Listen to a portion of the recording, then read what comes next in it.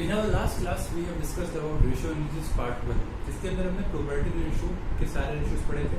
उसके दो हेड्स थे, रेवेन्यू एंड इन्वेस्टमेंट। उसके अंदर मैं नहीं बताऊँ, खैर आप रिकॉल कर ही सकते हैं। उसके जो नेक्स्ट हेड्स आते हैं उसके बारे में बात करता हूँ। जो पहला पॉइंट आएगा वो अपने आएगा सॉल्वेंसी रेशियो।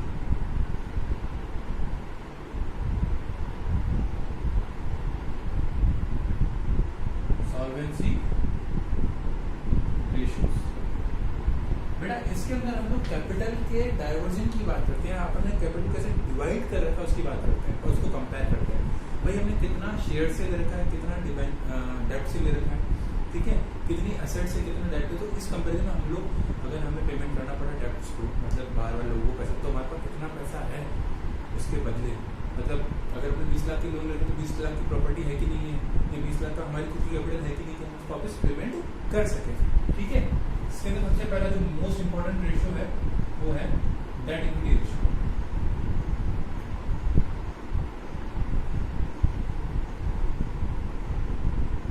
क्या है डेट इक्विटी रेशियो? बेटा ये बहुत इजी है। अगर आपको लायबिलिटी साइड याद हो तो अपने अंदर वापस सिर्फ कैपिटल थी, शेयर कैपिटल एंड ये रिजर्व, मतलब equity share capital, preference share capital, reserve service, share holders fund बोल देते हैं। Share holders funds, long term debts और करंट लायबिलिटीज। ठीक है, लॉन्ग टर्म डेब्ट्स और करंट लायबिलिटीज को अगर आप मर्ज कर दो तो बन जाते हैं टोटल डेब्ट्स। टोटल डेब्ट्स कैसे बने सर? भले शॉर्ट टर्म हो भले लॉन्ग टर्म, तो बाहर का जो भी पैसा है उससे निकाल रहा हूँ, मतलब लॉन्ग टर्म डेब्ट्स और शॉर्ट टर्म डेब्ट्स। और नीचे क्या ले रहा हूँ, जो बाकी बचा हुआ हिस्सा है जो कि है शेयर होल्डर्स फंड।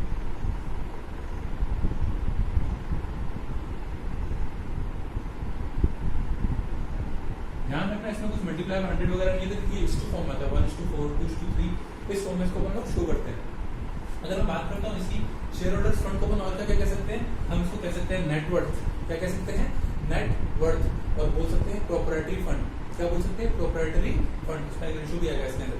क्या बोल सकते हैं इसको? प्रोप्राइटरी फंड भी बोल सकते हैं। शेयर होल्डर्स का अगर नाम है net worth and proprietary fund. Okay sir, आगे बात करते हैं। जो सेकंड रेशियो है वो डेब्ट टू टोटल एसेट।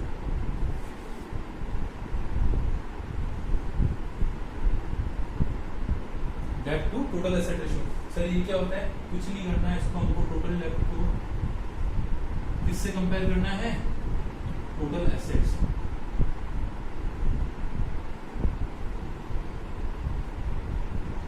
ठीक है, इजी है, कंपैरिजन चल रहा है कि हम पे कर सकते हैं कितना गुना हमारा पैसा है। भाई 10 लाख का लोन है तो 50 लाख की प्रॉपर्टी है, तो 1:5 का रेशियो चल रहा है। मतलब इतनी साउंड कंपनी अपना लोन पेमेंट करने में सक्षम, वो ये शो है। चलो सर आगे बात करते हैं। इसका जो थर्ड आता है रेशियो, उसको हम लोग बोलते हैं प्रोप्राइटरी रेशियो।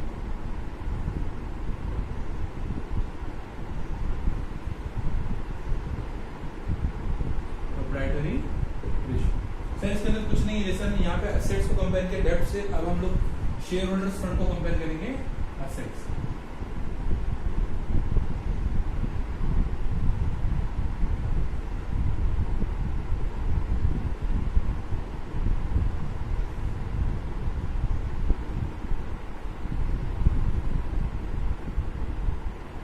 ठीक है, अगर हम आगे बात करते हैं बेटा, ये तो हेडिंग खत्म हो गई। इसके बाद जो कॉमन टॉपिक आता है वो है लिक्विडिटी रेशियोज।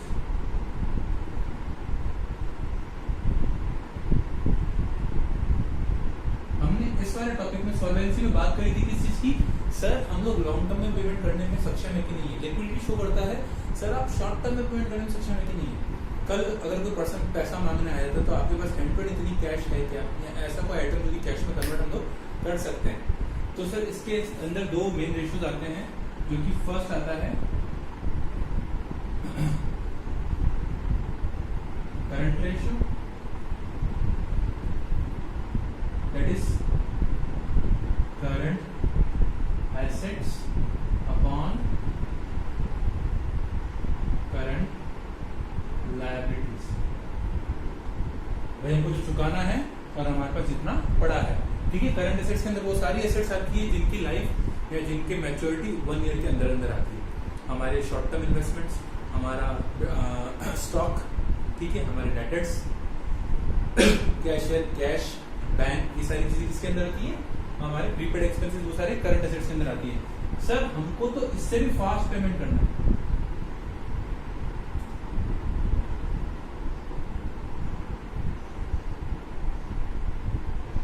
सर अगर इससे भी फास्ट पेमेंट करना मतलब मेरे को परसों ही पेमेंट करना है, कैसे भी हफ्ते भर में नहीं, परसों ही पेमेंट करना है, कैसे कर सकता हूँ?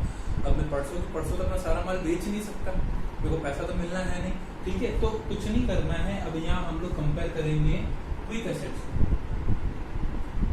Quick assets upon current liability same ही रहेगी। सर क्विक एसेट्स क्या होता है? सर क्विक एसेट्स कुछ नहीं, करंट एसेट्स ही है। करंट एसेट्स में अगर हम लोग इन्वेंट्री हटा दें एंड प्रीपेड एक्सपेंसेस, अगर ये दोनों चीजें हम लोग एलिमिनेट कर देते हैं तो करंट एसेट्स क्विक एसेट्स में कन्वर्ट हो जाता है।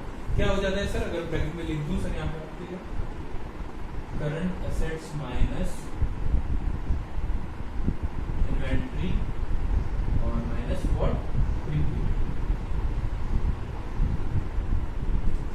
ठीक है, ये किसका फॉर्मूला है? क्विक एसेट्स का फॉर्मूला है। ठीक है, अगर हम आगे बात करते हैं इस बारे में,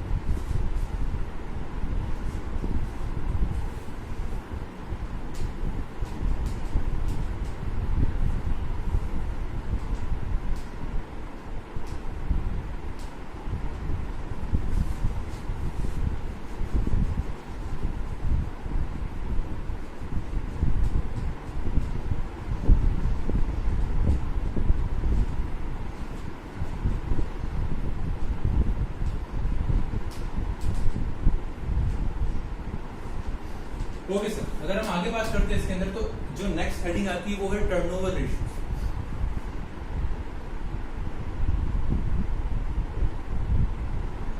हमारे टर्नओवर, वैसे आपको बता दूं, टर्नओवर, रेवेन्यू, सेल्स एक ही बात होती है। टर्नओवर साल भर हम जितनी भी सेल करते हैं उसको टर्नओवर, रेवेन्यू भी वही बात है, सेल्स भी वही बात है, तो एक ही चीज होती है। जो सबसे पहला फॉर्मूला आता है वो आता है हमारे inventory turnover ratio.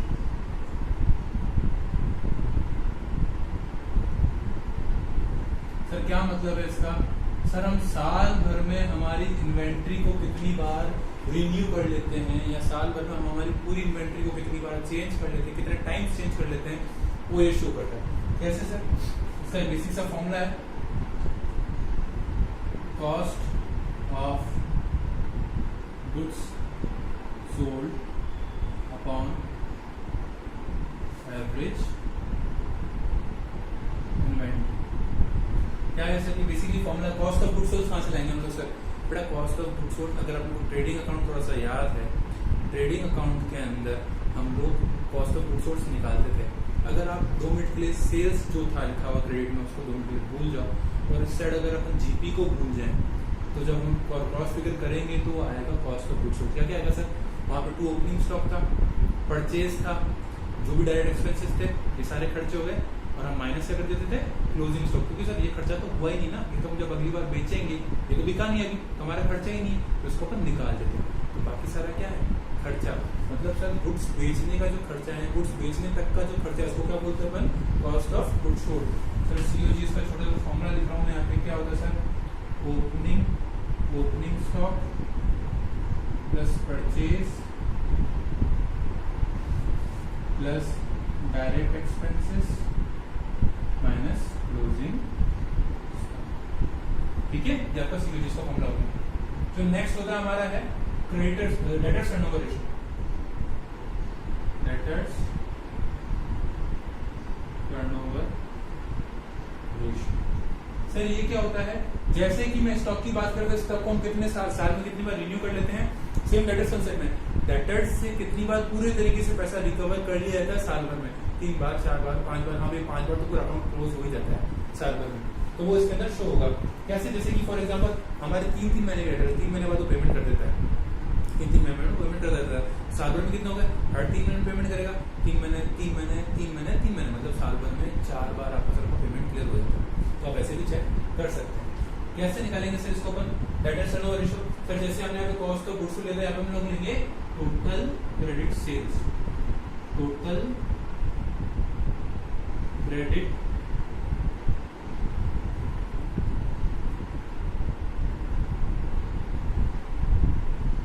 Sir debtors क्या होता है? पहले आपको मैं थोड़ा सा क्लियर कर दूं। जब भी हम किसी को माल उधारी में बेचते हैं जब भी हम किसी को माल उधारी में बेचते हैं तो जिसने हमसे परचेज किया है वो बन गया हमारा डेटर, और उसके लिए हम बन गए उसके क्रेडिटर। जैसे कि हम किसी से माल परचेज करते हैं उधारी पे, तो अब हमारी नजरों में वो कौन है? अगर मैं मेरी बात करूं, मैंने किसी से 10,000 का माल लिया, पैसा नहीं दिया है, मेरे लिए वो क्रेडिटर है, मेरे को उसको माल पैसा चुकाना बाकी है। उसकी नजरों में मैं क्या हूँ? उसकी नजरों में सिर्फ वही इससे पैसा आने वाला, तो ये उसका क्या हो गया? डेटर्स। ठीक है, तो सर डेटर्स बनते कैसे हैं? डेटर्स तब बनते हैं जब आप किसी को माल देते हो, पैसा एंड पेड नहीं देते हो, बाद में लिख के बोलते हो। तो कैसे बनते हैं? Credit sales. जब मैंने किसी को क्रेडिट में माल बेचा तो credit, total credit sales upon क्या सर? जैसे हमने वहाँ पे एवरेज इन्वेंट्री लिया था, तो क्या लेंगे? Average debtors. सर ये एवरेज कैसे निकालेंगे? सर आपको क्वेश्चन के अंदर स्पेसिफिकली गिवन होगा opening and closing figure. Opening inventory, closing inventory given होगा आपको, opening plus closing divide by 2 करना है, आपको एवरेज आ जाएगा। सेम डेटर्स के केस में आपको opening debtors, closing debtors given होंगे, opening plus closing divide by 2 करना है, आपका एवरेज डेटर्स आ जाएगा। वैसे अपने थर्ड पॉइंट आता है creditors turnover ratio.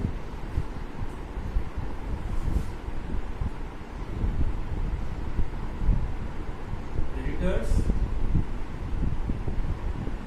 Turnover ratio कैसे निकालेंगे सर इसको?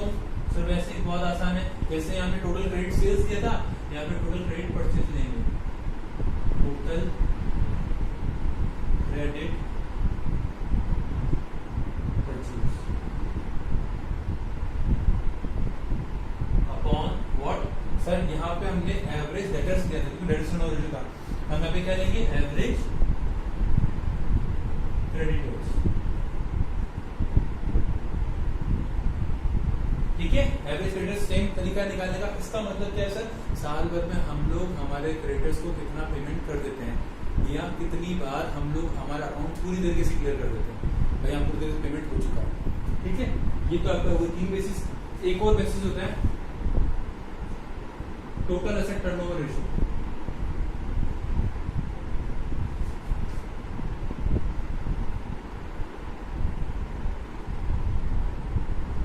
क्या होता है बेटा? ये टोटल एसेट टर्नओवर रेशियो। बेटा यहाँ पे भी मल्टीप्लाई बाय 100 वगैरह कुछ नहीं होगा, क्योंकि टाइम्स के अंदर आता है। किसके अंदर आता है? टाइम्स के अंदर आता है। 4 टाइम्स, 6 टाइम्स, 10 टाइम्स ऐसा आता है। ठीक है, तो सर कैसे निकालेंगे total asset turnover ratio? Total asset turnover ratio निकालेंगे, सिंपल सा फॉर्मूला है सर, आपको क्या करना है? Net sales upon total assets. हमारी एसेट्स को हम कंपेयर कर रहे हैं हमारी नेट सेल से, याद हो प्रॉफिटेबिलिटी रेशियो में अपने क्या किया था? प्रॉफिट से कंपेयर किया था। ठीक है, चलो सर आगे बात करते हैं। Fifth, total asset turnover ratio हो गया। एक होता है फिक्स्ड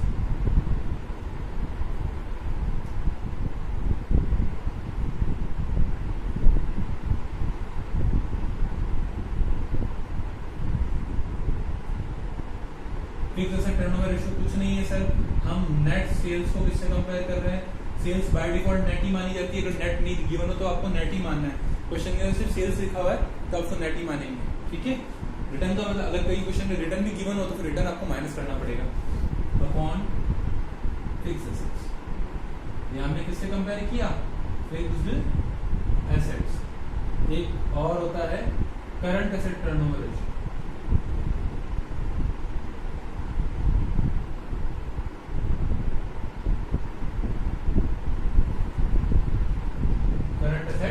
टर्नओवर रेशियो।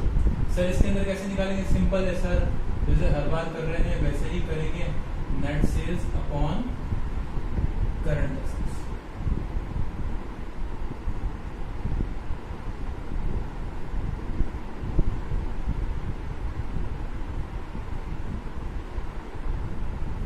ठीक है बेटा, रेशियो एनालिसिस हमारे यहाँ फिनिश होता है। अगर किसी को कोई फॉर्मूला में डाउट हो, इससे जो पहला पार्ट 1 था उसमें भी कोई डाउट हो, आप मुझे कमेंट कर सकते हो, टेक्स्ट कर सकते हो। ठीक है, हैव अ नाइस डे।